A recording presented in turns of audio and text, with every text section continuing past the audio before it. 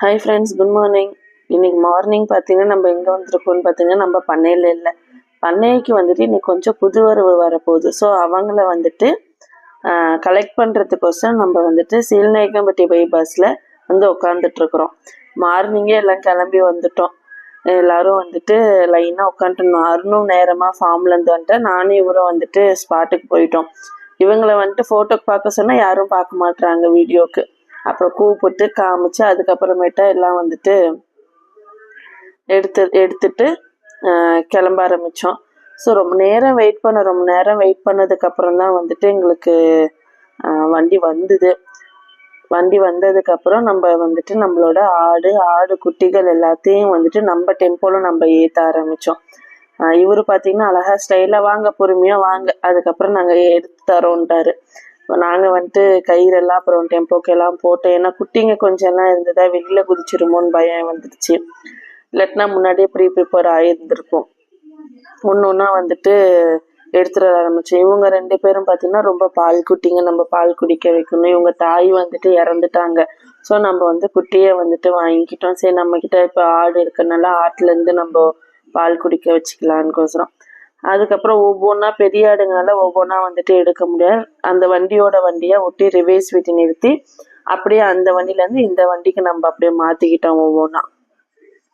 நல்லா மார்னிங் பார்த்தீங்கன்னா ஒரு 6:37 இருக்கும். ஏர்லி மார்னிங்கே நம்மளுக்கு வந்துருச்சு. நம்ம வந்துட்டு பார்த்தீங்கன்னா ஒரு 5:30 5:45 ஸ்பாட்டுக்கு போயிட்டோம். அதுக்கப்புறம் பார்த்தீங்கன்னா ஒவ்வொன்றா இறக்க ஆரம்பித்தாங்க. குட்டி ஆடு அப்படின்னு. அவர் பயங்கர ஹேண்டில் போல் டக்குன்னு காலு தனியாக கை தனியாக பிடிச்சி உள்ள தொப்புன்னு விட ஆரம்பிச்சிட்டார். நம்மளுக்கு கஷ்டம் இருந்தது, என்னடா இப்படி விடுறாருன்னு. இந்த ஆட்டை பாருங்க, தூக்கி தொப்புன்னு போடுவார் உள்ள. சிலது பிள்ளைங்க வந்துட்டு அங்கேருந்து இங்கே வரமாட்டேன்னு சரியான ராவடி.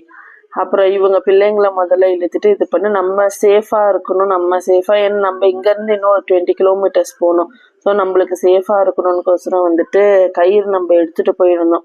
அந்த கயிறு வச்சு எல்லாம் வந்துட்டு நல்லா இறுக்கி கட்டிட்டோம். நம்ம கட்டிட்டு வந்துட்டு மொத்தம் பார்த்தீங்கன்னா வந்துட்டு 4 பெரிய ஆடு, ஒரு அதுக்கு மேட்டிங் ஆகுற மாதிரி ஒரு நாட்டுக்கேடா, அப்புறம் 5 வந்துட்டு குட்டி பால் குட்டிங்களும் கொஞ்சம் சைஸ் குட்டிங்களும் இருக்கும்.